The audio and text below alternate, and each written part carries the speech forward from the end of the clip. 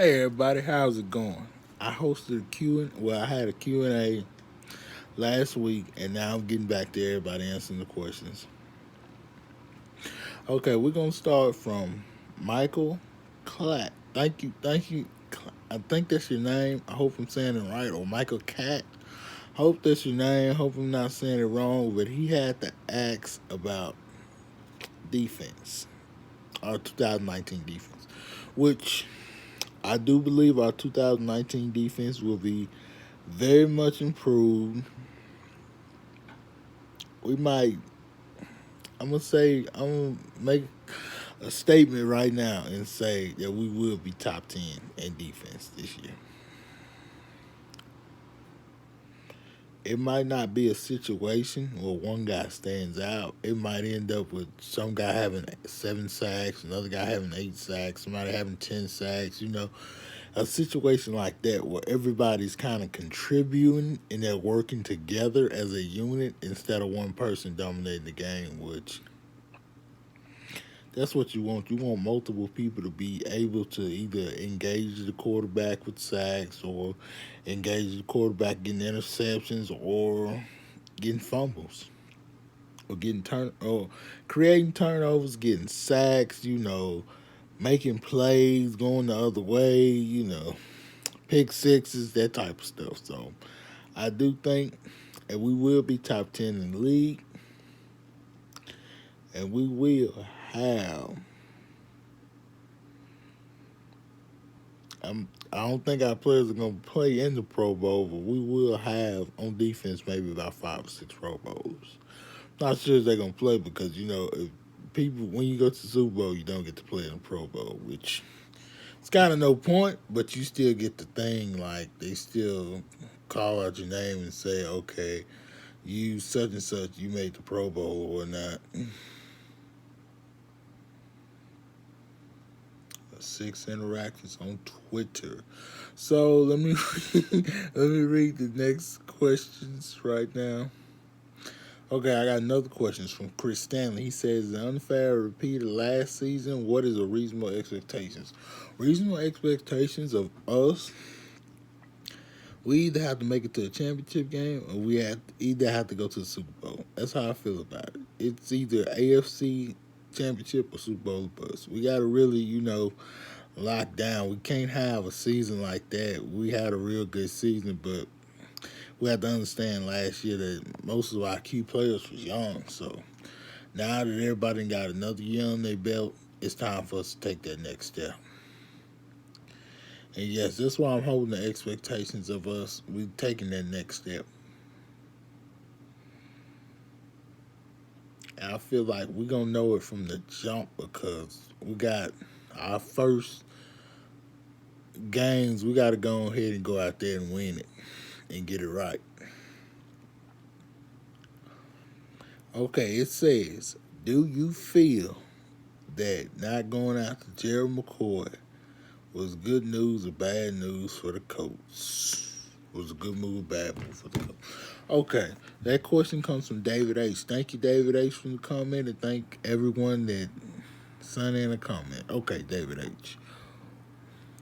Gerald McCoy, I don't know. That's a weird circumstance. I would have threw some money at him, but not a lot of money. So because he could have been maybe a guy who can come in every once in a while, but you can't really pay him that much to do that because he's not at the level that he once was. So I say it was a good move not going after him because we don't know.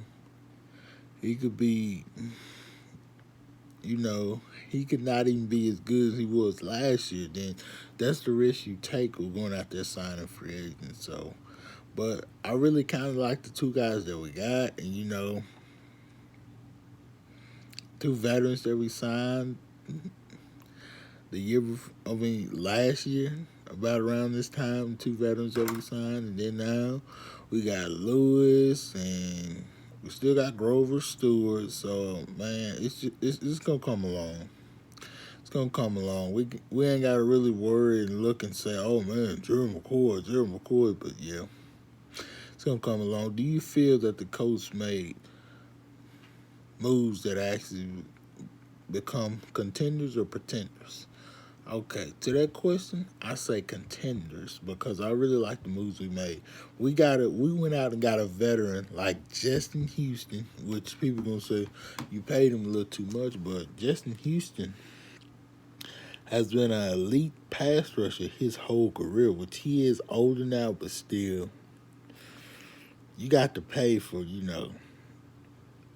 got to sometimes people, they still gonna want to get their money, bro. So it's not nothing. It's only $12 million. I mean, like, it's not like we're cap strapped, so we still have so much money left. So we still have a lot of money left. So it was a fine, great deal to me. Devin Funch, we paid him $10 million, but people gonna say, "Oh, you paid him $10 million," but if you didn't know, you have to get up to a certain amount to spend.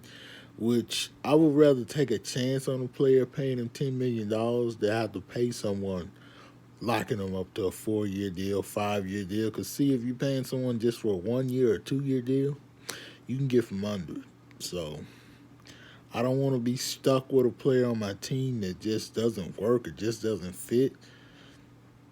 And then we drafted the likes of Paris Campbell, Rock Ya-Sin, Ben Bogu. We got some players in this draft this season. I really do, I really do believe that they will outperform their draft status or going in the second round or whatnot. I think Paris Campbell might turn out to be a guy like a Cooper Cup, somebody like that, a guy that went in the second round but really wasn't a second round player. Should have been taken in the first round. I feel like that about most of the guys that we took at the draft. So I really like what we've done this off season. We're really becoming contenders. And another question people was asking about Melvin Gordon. I just saw a couple people say, yeah, you right on, but I don't think we should trade for Melvin Gordon regardless. He wants like $14-15 million a year, and then on top of all of that, you have to give up something to get him. And we're perfectly fine with what we got right now. We got Marlon Mack. Marlon Mack, he may not be a top 5 running back. He may not even be a top 10 running back this year. But, at least with him, he's on a good deal for the next 2 years. And then on top of that, I'm pretty sure Marlon Mack is not going to want to hold the coach hostage to pay him or anything like that. I'm pretty sure he's going to get his money and it's going to be like, bam. And people going to be looking at his contract at first, they're going to be like, what? Marlon Mack got that?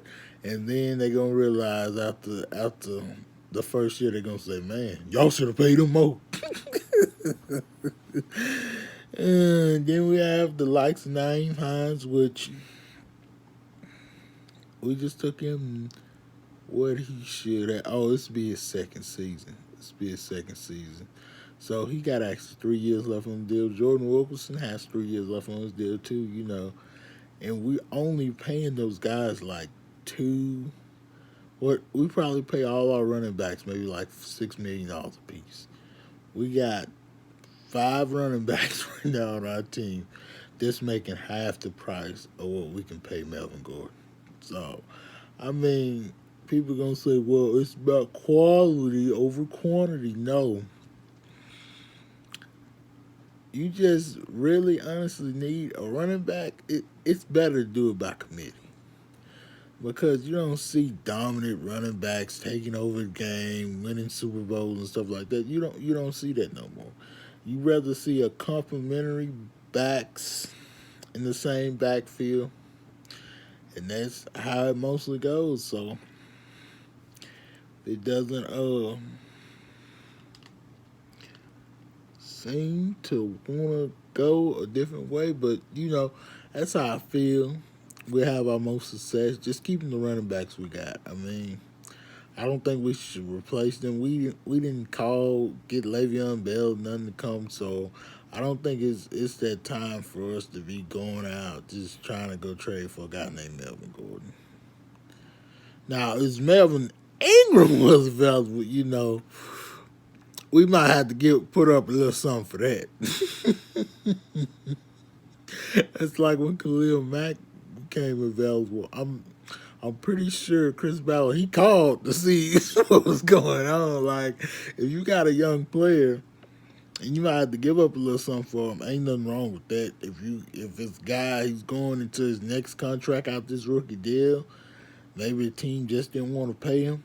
Bam, I have no problem with you going out, giving up draft picks, paying them big money. I have no problem with that because you're going to see dividends out on the field when you get players like that. But guys like running backs, they're replaceable, bro. They're replaceable. You can't sit up here and tell me you can't sit up here and tell me that running backs are just amazing. So, just for everybody who just wants to say running backs is amazing, everybody look the last 10, 15 years, Super Bowls or whatnot, and then see the last time a dominant running back won a Super Bowl. And look and think about this, because we do have T.Y. Hilton. He's a really good wide receiver, really good wide receiver. He's not at that next tier yet, which it's not gonna hurt us because when you look back over Super Bowls and things like that, when's the last time a dominant wide receiver has won a Super Bowl? I can't remember. That's crazy to think about. I can't even remember, man. That's just hard for me to think about, man. A dominant wide receiver or a dominant running back. Well, I could say a dominant tight end has won a Super Bowl. Gronk, he won a Super Bowl, which, yeah, him, Zach Ertz in the top 10, but I hate to say it, that might be the best place to go spend your money. It said tight end might be that next year because that's a security blanket, and it's always good to have too. You want a guy that can go get it in the end zone. You want a guy that's just reliable, that just has good hands. That's what we got on the coach. We got Eric Ebron. He's a red zone threat, and we got Jack Doyle. He's just reliable. He just makes every catch. He makes every catch. He blocks. He does everything. Just all right then, everybody. I'm going to go ahead and wrap this up. All right.